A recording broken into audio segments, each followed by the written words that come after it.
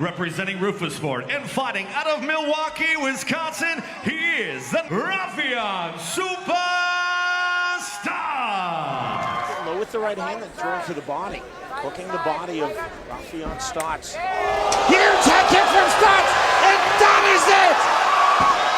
Game, set, match, and a tremendous win for Raufeon Stots. He is definitely for real. What's going on, everybody? Today we are here with the number 4 ranked bantamweight in Bellator, Raufeon Stots. He has a big fight coming up this weekend against Josh Hill, who is from our area in Toronto, Canada. But I'm not gonna lie, man. Raufeon, I'm pulling for you to win. Normally I'd go for the hometown. Normally I'd go for the hometown guy, but me and you, we've had a couple conversations, and yeah, for sure. We've definitely had a couple conversations. Yeah, it started off a bit rocky because our relationship. It was different. I wanted that fight versus you on the Ben Askren undercard. Obviously, things didn't work out like that, but so neither one of us got on the card, unfortunately. Anyways, man. So my first question is, you have your teammate Sergio Pettis, obviously the brother of Anthony Showtime Pettis. He's also fighting on the card. He's actually fighting for the title, and you being the 4th ranked guy in the division, if you win this fight, you could be in line for that next title shot. If Sergio wins this fight and is the champion, would you be interested in that fight, or he's your teammate, so you don't want to? Yeah, I'm not interested in the fight really at all. But like if there was a belt, like if there was a chance to like change my family's life, that's the only thing that makes it interesting to me. So that's the only way I'd be willing to, fight Sergio. Otherwise, I don't want to fight Sergio at all. It's my teammate. All right, and obviously, as we said before, the guy you're fighting, Josh Hill's from our area. He's currently on a 4-fight win streak. He's won 6 out of his last 7. How does he compare to some of the other guys you fought in the past? I think he might have. I think he definitely. I don't know. He's up there. He's probably top 2 or 3 guys that I face. Probably, I would say, as far as like accolades and what he's accomplished so far. And his record and how I view him as a fighter. Right, man. So recently there's been a little bit of talk from Patricio Pitbull, obviously, top on the pound for pound Bellator rankings, featherweight champion, lightweight champion. He's been calling out some of the UFC guys, Volkanovski, Max Holloway, Michael Chandler even, who's fighting for the belt. Do you think that if there is like a Bellator versus UFC battle, would that be something you're interested in? And if so, who would you like to fight from the UFC? Hell yeah, I'd be interested. I definitely would be interested in a cross promotion type of thing. That was one of the reasons I actually signed with Bellator. I seen they were doing cross promotion with Risen, and Scott Coker said that he's interested in doing the cross promotion stuff. So yeah, that's definitely something I would be interested in. If I was to fight somebody from the UFC as of right now, I would want my my lone loss. I would want that fight back against Merab Dishvili. He's doing really well in the UFC.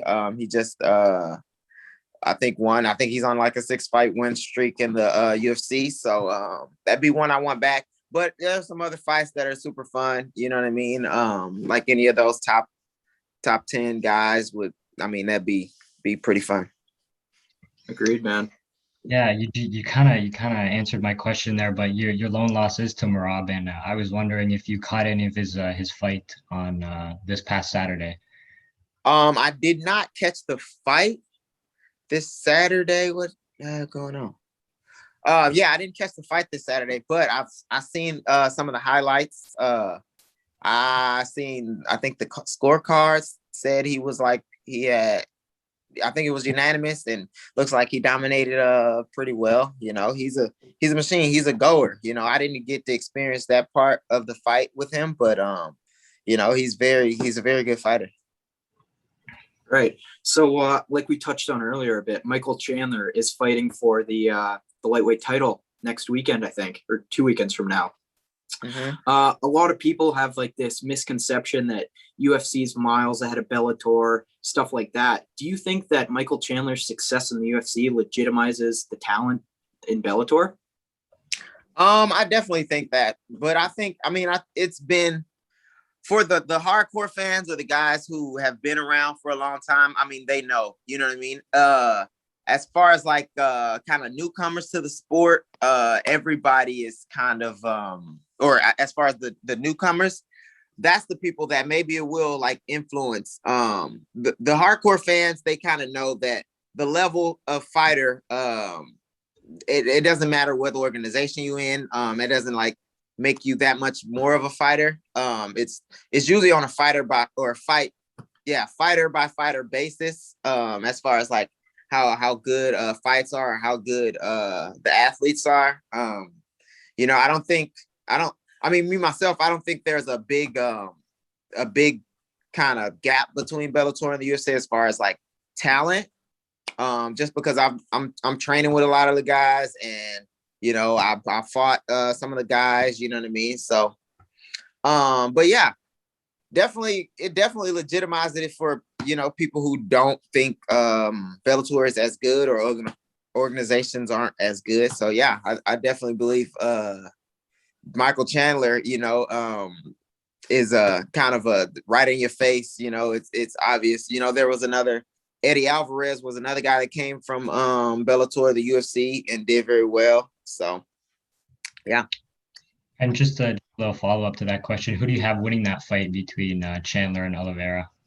I got Chandler, man. I think Chandler's been on a tear. I think his mindset and his willingness to kind of get in there and get gritty is gonna be hard to beat. Speaking on you training with some of the UFC guys, I believe your teammate is Belal Muhammad, who's actually fighting against Damian Maia in a couple months from now. Have you been preparing with Belal for that fight? And if so, how well do you think he's going to do against a veteran like Damian? Belal, actually, he's training in Chicago now. Some things happened with his family store. So he's been training in Chicago. So I haven't trained with him for this camp, but I've trained with Belal for years, and I think Belal is very equipped to deal with Damian Maia. I feel like his takedown defense, and as well as his jiu-jitsu is top notch, and he's very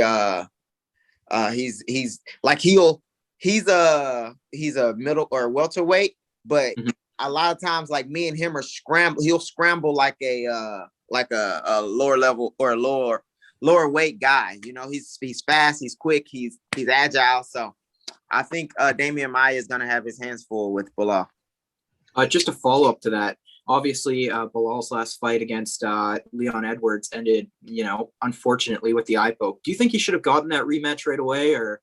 I definitely think they should have gotten the rematch, because it wasn't Belal's fault. Belal stepped up for him, and I think he definitely deserved a rematch. There was no clear winner in that fight, and I think he deserves a rematch. I think I'm happy that he got Damian Maia. I'm happy that he got, a step up in competition, which is cool. But yeah, I think he does deserve that rematch. Absolutely. All right. With a win, this in your next fight, you'd be 16-1. You're the 4 guy right now. Do you think this puts you up for the next title shot? I think I'm right there in the talks. I would like to fight Patchy Mixer Magomedov next. In my head, I'm gonna be fighting all these guys in this in the bantamweight division. So I just want to knock them off as they come. So I would like to fight Magomedov or Patchy Mix. Patchy Mix been dodging me, I feel like, for a while. Magomedov is they've touted him to be really good, so I'm excited to see where my skills lie against him. And so I would say maybe one before the title fight, but I wouldn't be surprised if they offer me a title fight. Absolutely. So you said earlier that Merab would be like your ideal fight if there was a UFC Bellator cross promotion thing. But is that your dream opponent? Like if you could fight any single person in UFC or MMA history, living or dead, who would that be? Any single person, living or dead. You can say me dream, too. You say I can say you. Oh, Jack. Yeah. My dream living person. I mean, it was Demetrius Johnson. Like if I could, fight him just because I admire him so much. I feel like he's so good. I feel like me to step in the cage with him would be like an honor. You know what I mean? Even still, yeah, I say Demetrius Johnson. He's like my hero. Yeah, in that'd be MMA. great. So, yeah. And another question for me is, UFC's got fans back now. They've had a pay-per-view with fans back. How badly do you want the fans back in the arena? Oh man, that'd be super cool, man. It'd be super cool. I'm hearing talks that later this year, we'll be able to get them back, and hopefully that happens sooner than later. Yeah, because it's definitely I don't really notice like during the fight, but before and after the fight, it's super fun to have people here, celebrating with, so that'd be fun. One more for me. Obviously, this fight with Josh Hill is a big one. Like you said, it's one of your toughest opponents yet. It's a big fight. How do you see this fight playing out? I think I'm going to finish him in the second round. I think I'm get him with a head kick. Probably my left leg somewhere.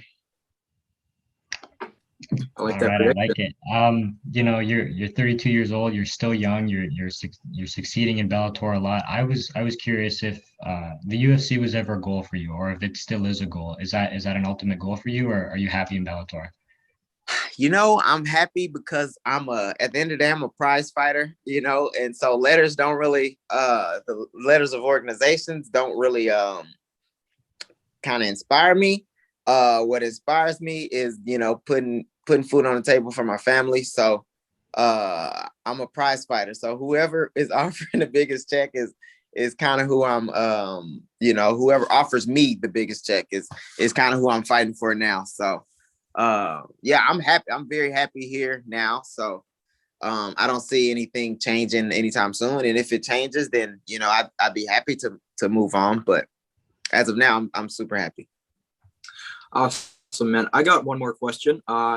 Obviously, a couple weeks ago, the Ben Askren Jake Paul fight happened. Obviously, not the ideal ending for any of us. None of us want to see that clown win, but stuff happens sometimes. But would something like that, like would a boxing match against another celebrity, another fighter in any capacity, would that be something that you'd be interested in the future? Yeah, man. Me and Jack got to get it on. Yeah. Before it's said and done. You know what I'm saying? You said some words in my DM. I'm definitely open to stuff like that. You know what I mean? And I think Bellator is they'd be open to letting me, try out some of that stuff. I'm definitely open. For me, I feel like it's for Ben Askren too, I feel like it was it was a win-win for him. Like, he's not a boxer. He's going out and try another sport. If somebody offered me a bunch of money to go do a swimming meet or something, you know what I mean? I'm not gonna say no to it. You know what I mean? If they're offering me a bunch of money to do it, it doesn't take away from my stock or take away from anything I'm doing. So yeah, I'd love to do it. Yeah, just to follow up on that, we talk about Ben Askren, it was a win-win. But one of the things I really admired from him after the defeat and even going into the fight was his mindset. He was talking about on multiple podcasts on how, win or lose, he's going to go back the next day and coach his wrestling. He's been posting on Instagram, him videos, about to go coach wrestling tournaments. You've worked with him before. Is that something has he had a influence on your mindset and just the general? Exactly. So I hang out with Ben actually a lot because my son and his son are kind of best friends. I think my son is his only friend because he doesn't go to daycare. So, and that's something I really admire about Ben is kind of his perspective, like how he's able to see things and see things for what they are. You know what I mean? Some people let other people's opinions and things from the outside that really has no bearing on what they do on the day, they let that affect them. And Ben does not, he's the same person, whether he wins or he loses, you know what I mean? So I admire that a lot about Ben. All right. And one final question for me is, you have 4 submissions in your career and Josh Hill's never been submitted before. Is that Is that something that you think about before a fight? You want to be the first guy to submit him?